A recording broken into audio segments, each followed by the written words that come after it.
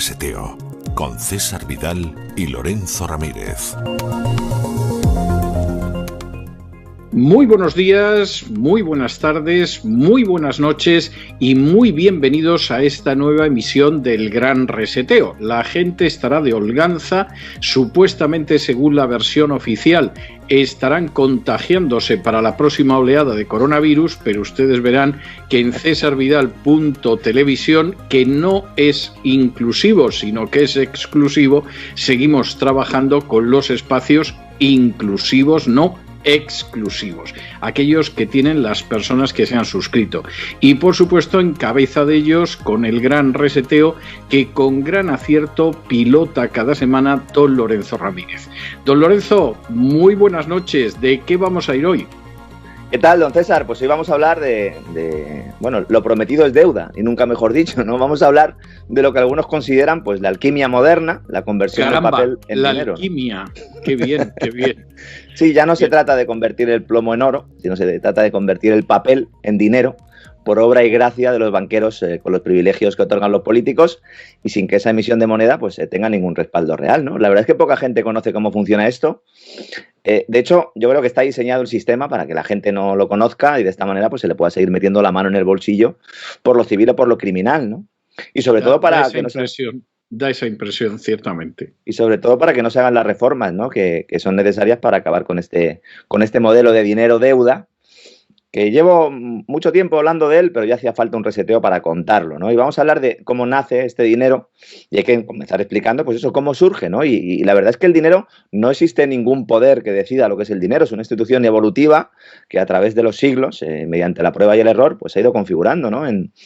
Sin que los estados, insisto, metieran la mano, ¿no? Más bien, tras su surgimiento es cuando los estados deciden tener el monopolio, ¿no? Las monedas de curso forzoso, ¿no? Que van un poco por esta línea, pero básicamente antes de que se usara un medio de intercambio indirecto como es el dinero, pues los intercambios se hacían con trueque. Obviamente esto genera un problemón. La literatura clásica pues pone muchos ejemplos. Yo siempre recomiendo el librito de Carl Menger, El origen del dinero, que está muy bien explicado y además no hace falta tener ningún conocimiento económico para leerlo, pero básicamente si un panadero quería un par de filetes, pues tenía que ir a la carnicería y pagarle al señor de los filetes con la barra de pan. Obviamente, pues este sistema presenta muchos problemas, entre ellos, ¿qué pasa, ¿no? Si el carnicero no quiere pan, ¿no? Entonces, bueno, por ejemplo, y eso explica que incluso en épocas donde se suprimió el dinero, se creó una alternativa al dinero. Por ejemplo, en la Alemania ocupada, donde el general Eisenhower decidió acabar con la moneda alemana, porque sí, porque llevaba la esvástica, bueno, pues al final la gente utilizaba como moneda los cigarrillos. Y entonces los bienes estaban calculados en tantos cigarrillos, porque claro, se tenía que utilizar algún tipo de moneda. Claro, es un medio de intercambio generalmente aceptado, ¿no? Entonces surge como esa necesidad, ¿no? Entonces, obviamente, pues los diferentes pueblos pues fueron optando por determinar o por encontrar bienes que pudieran cumplir esa función. Usted ha hablado de los cigarrillos, en las cárceles también se pagaba, sí. Se ha pagado con cigarrillos, también el caso de la sal, por ejemplo, las conchas, ¿no? A medida que los individuos de la comunidad pues intentaban intercambiar sus bienes menos comerciables o menos líquidos, ¿no? A cambio de bienes más comerciales o más líquidos, pues necesitaban ese dinero. Se pone en marcha un proceso de bola de nieve por ensayo y error, insisto, y crece la popularidad del dinero. Este dinero de verdad, que es un dinero como mercancía, es decir, es algo que tiene un valor intrínseco. Esto es importante que lo pongamos sobre la mesa porque ahora no es así. Entonces, es el dinero mercancía. El bien monetario en sí mismo es también una mercancía. Estamos hablando de la sal, las conchas, los propios cigarrillos, o el oro y la plata, que son los que finalmente se imponen ese famoso patrón bimetálico, ¿no? Del que hemos hablado en muchas ocasiones. ¿Por qué? Bueno, pues básicamente porque para ser dinero había que cumplir una serie de funciones. Uno, ser el medio de intercambio, que es la única función que hoy en día se le conoce al dinero, porque claro, como se ha enterrado todo este origen, todo el mundo piensa que el dinero es algo que aceptamos siempre como pago, y no, también tiene que reservar o tiene que preservar el valor. Claro. Además debe ser transportado con facilidad, tener durabilidad. Sí.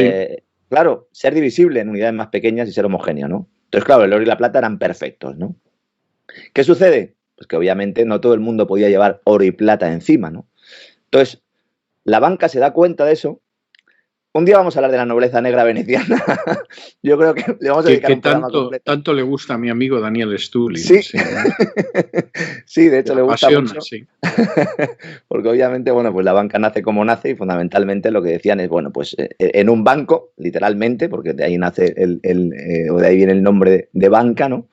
Y entonces básicamente la banca lo que hace es guardar el dinero, este oro, ¿no?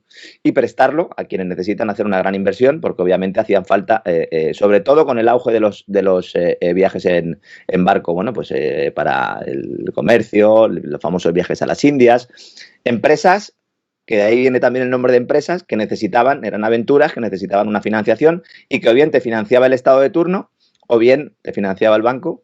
A veces te financiaba el banco con el dinero del Estado y al revés, ¿no? Lo cual es muy curioso, ¿no?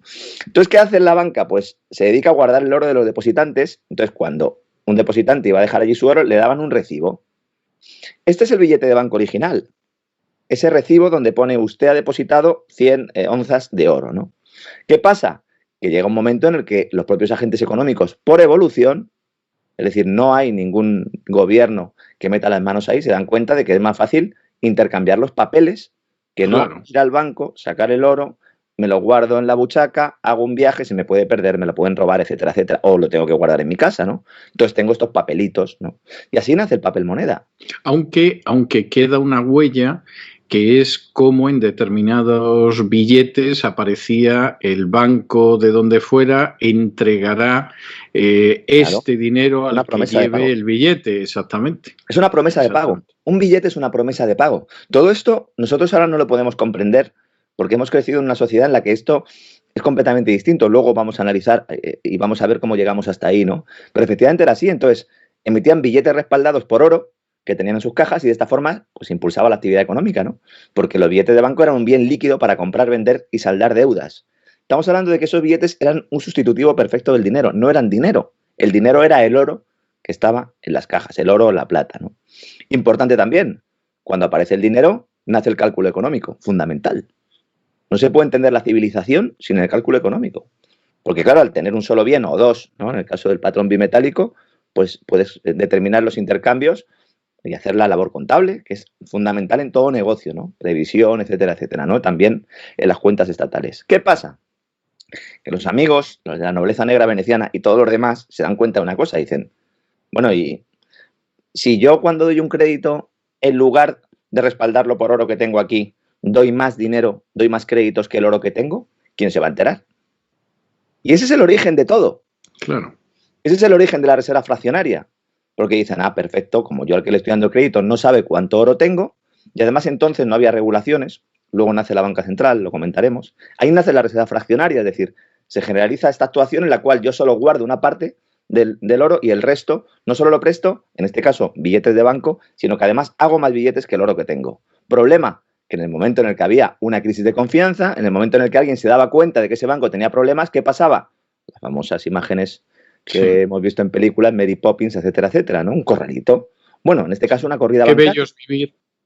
Eso es. Entonces, ¿qué pasaba? Pues que todo el mundo decía, oiga, que el banco de fulanito tiene problemas. Pues yo tengo ahí mi oro, voy a sacarlo. Sacaban todo el oro y lo quebraban ese banco.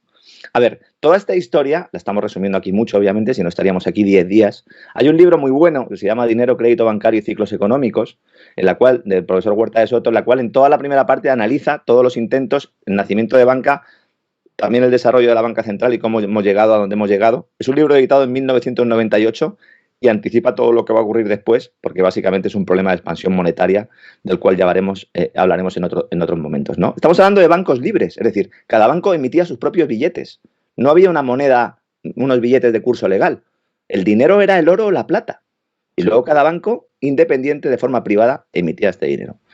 Claro, para garantizar que se cumpliera la ley y que las entidades financieras no pudieran prestar más dinero, lo normal hubiera sido que se hubiera establecido una regulación, pero no, lo que hicieron los políticos y banqueros fue una regulación para que se mantuviera este sistema, ¿no? Y es así como nace la banca central, el prestamista de última instancia. En lugar de decir, no, oigan, ustedes no pueden prestar un dinero que no tienen, no, préstenlo, y si alguien se da cuenta de que tiene un agujero, ya iré yo a sacarle las habichuelas, ¿no?